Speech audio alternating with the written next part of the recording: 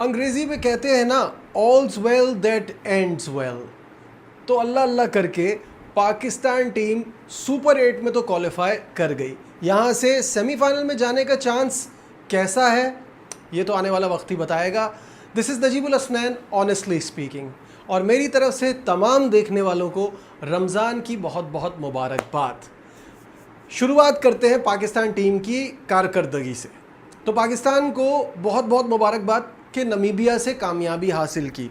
छोटी टीमों के ख़िलाफ़ तो हम इस तरह की क्रिकेट खेल ही लेते हैं। बात यह है कि क्या हमने बड़ी टीम के लिए कुछ तैयारी की, क्या हमने सुपर 8 मुकाबलों के लिए अपने आप को रेडी किया, क्या ऐसी स्ट्रैटेजी बनाई जो आगे जाके काम आ सके? नहीं, हमने ऐसा कुछ भी नहीं किया। लेकिन एक चीज़ अच्छी है, जो 2-3 दिन से एक बहुत ही घटिया किस्म की खबर फैली हुई थी ना कि साहबजादा फरहान को ड्रॉप किया जा रहा है, मुझे समझ में नहीं आता। बातें सुने आप जो ये खबरें फैलाते हैं, और फैलाते कैसे हैं कि साहबजादा फरहान ने जो इतना गंदा शॉट खेला इंडिया के अगेंस्ट, इसलिए उनको ड्रॉप किया जा रहा है सज़ा के तौर पे।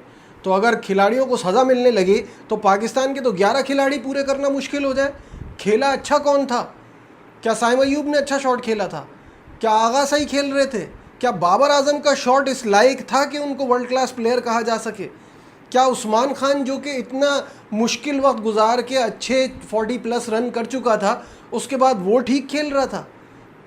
तो ये कहना कि किसी ने बुरा शॉट खेला उसकी वजह से उसको ड्रॉप किया जाएगा, ये बहुत ही फूलिश बात थी। पाकिस्तान ने 2 तब्दीलियाँ की और वो ज़रूरी भी थी, क्योंकि शाहीन शाह अफरीदी बहुत ही बुरी बॉलिंग करा रहे थे और रोज़ आते हैं और पिटते हैं और घर चले जाते हैं, ये उनकी रूटीन बनी हुई थी। इसलिए सलमान मिर्ज़ा जिसने पहले मैच में शानदार बॉलिंग कराई, उसको सिला ये मिला कि उसको ड्रॉप कर दिया।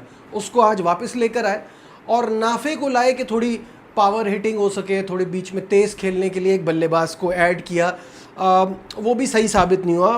And I agree, I also wanted Nafay to be a part of the action, लेकिन वो इतना कुछ खास कर नहीं पाए। जहाँ तक पाकिस्तान के लिए हम बार बार एक बात कहते हैं ना कि जिसका जो नंबर है उसको वहाँ खिलाओ। उसके पीछे एक रीज़न होता है, वो बंदा सारी ज़िंदगी उस नंबर पे खेला होता है, वो वहाँ का प्लेयर होता है। साहबजादा फरहान को जो ड्रॉप करने की बातें चल रही थी, आज उसने साबित कर दिया ना कि मेहनत कभी वेस्ट नहीं होती। Hard work always pays off. He scored a brilliant century. कब बनी थी? कितने अरसे पहले? T20 वर्ल्ड कप में एक ही पाकिस्तान की सेंचुरी बांग्लादेश के ख़िलाफ़ बनाई थी अहमद शहजाद ने, और अब इतने सालों के बाद दूसरी सेंचुरी बनी है जो बनाई है साहबजादा फरहान ने। और साहबजादा फरहान ने, ये आप सोचो 12 साल के बाद ये एक सेंचुरी बनी है।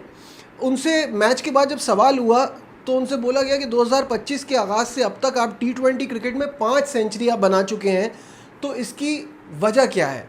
इसका जवाब उन्होंने दिया कि मैं सीज़न का कोई मैच मिस नहीं करता, मैं डोमेस्टिक क्रिकेट को इतनी अहमियत देता हूं जिसकी वजह से मेरा ये रिज़ल्ट आता है।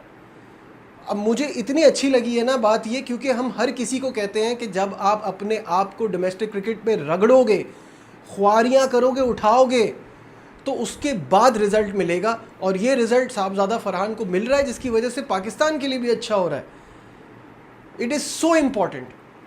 आज उन्होंने वो एडमिट किया कि ये रीज़न है कि मुझसे परफॉर्मेंस हो रही है, क्योंकि मैं वहाँ कोई गेम मिस नहीं करता और मैं वहाँ इतनी ही अहमियत देता हूँ जितनी मैं यहाँ देता हूँ। बाकी आप पाकिस्तान टीम में देखें कौन लेता है डोमेस्टिक क्रिकेट को सीरियस। खैर, brilliant performance, 57 ball 100, that's why Pakistan manage to score this big total of 199। 200 का टारगेट था और जाहिर है वो टारगेट बहुत ही बड़ा था नमीबिया जैसी टीम के लिए जो अपना अकाउंट ही नहीं खोल पाई थी। 102 रन से उनको शिकस्त का सामना करना पड़ा। सवाल यहाँ यही है कि अगर आप इस तरह की बैटिंग के लिए जा रहे हैं, सही है, और आपने फिर शादाब को उस्मान से ऊपर भेज दिया, उस्मान जिसने पिछले मैच में रन किए हुए थे, शादाब को यहाँ भेजने का क्या पर्पस था? शादाब को जब आपने यहाँ भेजा है तो क्या आप सुपर 8 के मैचेस में भी उसको ऊपर भेजोगे?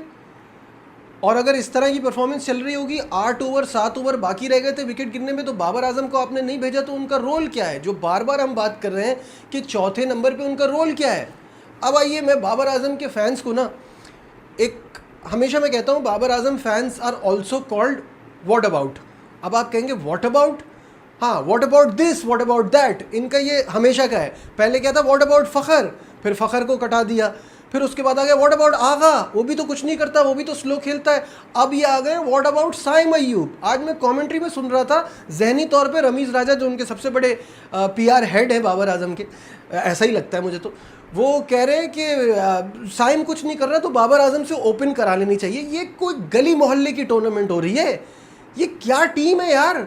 तुम वहाँ नहीं चल रहे, तुम यहाँ आ जाओ, तुम यहाँ नहीं चल रहे, तुम वहाँ चले जाओ, तुम्हें ये नंबर दे देते, तुम्हें वो नंबर दे देते। 8वें नंबर पे बैटर के तौर पे हमारे यहाँ फ़हीम अशरफ आता है। बॉलिंग तो उससे कराते नहीं, आज 2 ओवर कराए तो वो 8-8 की इकोनॉमी से दे रहा था, उसको आदत ही नहीं है, जाहिर है 8-10 रन पर ओवर ही देगा ना उसको, कभी आप कराते ही नहीं हो बॉल। किसी मैच में 1 ओवर मिलता है, ज़्यादातर मिलता ही नहीं है, और 8वें नंबर पर बैटिंग पर जाता है। कहीं नहीं होता ऐसा कि जगह नहीं बन रही, परफॉर्मेंस नहीं हो रही, नंबर बदल देते हैं तुम्हारा, क्योंकि घर की टीम है ना, घर की टीम है, जिसका जहाँ दिल चाहे वहाँ खेल लो, पसंद नहीं आया तो नंबर बदल देंगे। तो वो जो उन नंबरों के प्लेयर हैं जो बाहर मेहनत कर रहे हैं, उनका क्या, वो कब आएंगे? अब ये नई चीज़ शुरू हो गई है, बाबर को फिर ओपनिंग करा देते हैं साहबजादा फरहान के साथ। यार मुझे नहीं समझ में आती ये चीज़ें। आई सीरियसली डोंट अंडरस्टैंड कि टीम में लोगों को एडजस्ट करने की कोशिश कब तक चलेगी। मैं कोई साइम का सपोर्ट नहीं कर रहा, साइम का मेन काम रन बनाना है, वो नहीं कर रहा। वो ड्रॉप होता है तो हो, लेकिन नेक्स्ट इन लाइन जो भी है वो आए। अगर साइम ड्रॉप होगा तो फ़खर को आना चाहिए, फ़खर का नंबर है वो। ये कहाँ से हो गया, ओपन से 3 पे आ जाओ, 3 से 4 पे आ जाओ, 4 पे नहीं चले तो फिर पहले पे आ जाना, क्योंकि हमारा तो ऐसा ही है, जो जिस नंबर से जा रहा है उसी नंबर का खिलाड़ी उस जगह आए। बोल बोल के थक गए यार, पाकिस्तान क्रिकेट का बेड़ा गर्क हो गया इस चक्कर में। आपने इतना बुरा हाल कर दिया है कि अब आपकी ये जो 15 प्लेयर्स हैं, आपको समझ में नहीं आता किसको खिलाएं, किसको ना खिलाएं, किसको बिठाएं, किसको ना बिठाएं। ये मैच था ना, मैं जो बार बार कह रहा हूँ, आप इस मैच से करते सुपर 8 की तैयारी। सुपर 8 की तैयारी करनी थी तो नसीम शाह को देते ना, उसको भी पार्ट ऑफ एक्शन होने देते। आज नमीबिया के खिलाफ किस बात का डर, वो भी थोड़ा सा खेल लेता, आपको पता चल जाता वो किस फॉर्म में इस वक्त, वो कैसी बॉलिंग करा रहा है, आगे ज़रूरत पड़ेगी। आप एक फास्ट बॉलर के साथ आप बड़ी टीमों के खिलाफ तो नहीं खेल सकते, सर पकड़ के बैठ जाएगा यार जो भी सुनेगा। आप एक फास्ट बॉलर के साथ जा रहे हो क्योंकि फ़हीम अशरफ पे आपको भरोसा नहीं है, तो you are playing with 1 fast bowler. Why, क्या मजबूरी है ऐसी? आपके पास सलमान मिर्ज़ा था, आज आपने खिला लिया, आप नसीम को भी खिला लेते तो आपको पता चल जाता। कुछ सेंस नहीं बनती इनके फैसलों की। अच्छा, ऊपर से शादाब खान ने आज जब प्रेस कॉन्फ्रेंस की तो उसमें उनका कहना था कि ठीक है, senior players, x cricketers criticism करते हैं, लेकिन वो भी तो कभी वर्ल्ड कप में इंडिया को नहीं हरा पाए, हमने जो कर दिया वो तो नहीं कर पाए, हमने तो एक मैच में हराया हुआ है। भाई वो एक मैच भी उनकी गलती से आप जीते थे कि रन बहुत कम थे। शाहीन उस वक्त बड़ी अच्छी फॉर्म में था, शुरू में विकेटें ले ली थी, तो वो जो 150 160 तो आपका आइडियल स्कोर है, इसलिए आप लोग जीत गए। तो वो छोटी टीम नमीबिया के खिलाफ 2-3 विकेटें क्या ले ली, कुछ 30-35 रन क्या बना लिए, इतनी बड़ी बड़ी बातें करने लगते हैं यार ये लोग। क्या अब ये हमारे 90s के क्रिकेटर्स को और सीनियर प्लेयर्स को कह रहे हैं कि आप लोगों ने कौन सा कुछ किया है? बेसिकली यही कह रहे हैं ना। मोहम्मद यूसुफ का उसके बाद स्टेटमेंट आया कि एक बार इंडिया को हरा के इतना सरिया आ गया गर्दन में।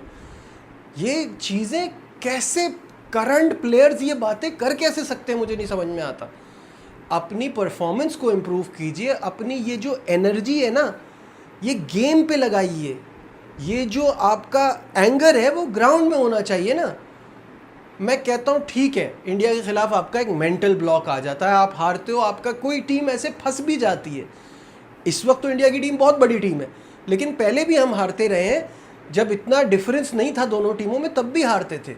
वो किसी के आगे आपका मेंटल ब्लॉकेज लग जाता है। बट ओवरऑल आपने तो ये लगाया हुआ ना, हर दूसरे महीने तो आप किसी छोटी टीम से हार रहे होते हो और सिर्फ अपने स्टैट्स दिखाते रहते हैं, अपने स्टैट्स पे खुश होते रहते हैं। ऐसे कैसे बड़ी टीम बनेगी? ऐसे कैसे आप दुनिया की बड़ी टीमों से मुकाबला करोगे? खैर ये तो है। साथ साथ अभिषेक शर्मा को जब से मोहम्मद आबिर ने स्लॉगर क्या कह दिया है, वो तो पिछले मैच में भी 0 में, इस मैच में भी 0 में, पिछली 7 इनिंग में से 5 में 0 पे आउट हो गए। बट गुड थिंग कि इंडियन टीम किसी एक बंदे पे डिपेंड नहीं करती। इंडियन टीम में हर नंबर पे ऐसे स्टार्स हैं जो उनको बचा लेते हैं, तो उनको परवाह नहीं होती। हमें तो एक नहीं मिल रहा ऐसा कि जो बचाए, जो ऐसी परफॉर्मेंस दे। जो दुनिया को हिला दे। Anyhow, again good thing that we are in the super 8 और यहाँ पे हमारा पहला मैच बहुत ही इंपॉर्टेंट है अगेंस्ट न्यूजीलैंड, क्योंकि ये टीम हमको फंस रही है बार बार, ये हमको हराती है, तो उससे हमें टैकल करना है सही से। अपने आर्सेनल में जो हथियार है उनको सही से इस्तेमाल करो, तो आप सेमीफाइनल में भी पहुंच सकते हो आराम से। फूलिश मिस्टेक्स और उस पर डिटाई, उसको जस्टिफाई करने की कोशिश, वो जो है ना कभी आपको आगे नहीं बढ़ने देगी। तो I think Pakistan has a very bright chance to reach to the semis, क्योंकि आप इंग्लैंड जिस तरह की क्रिकेट खेल रहा है आप उनको पकड़ सकते हो। श्रीलंका के साथ आपका वो बहुत अच्छी फॉर्म में है, लेकिन आपका उनसे बहुत अच्छा रिकॉर्ड है, आप उनके साथ बहुत अच्छा खेलते हो। पहले मैच में अगर आपने कुछ अच्छा कर लिया, आपका सेमीफाइनल पक्का है। This is what I feel. आप क्या सोचते हैं कमेंट्स में ज़रूर बताइएगा। लाइक शेयर सब्सक्राइब देखते रहिए Najibul Hasnain honestly speaking. Bye.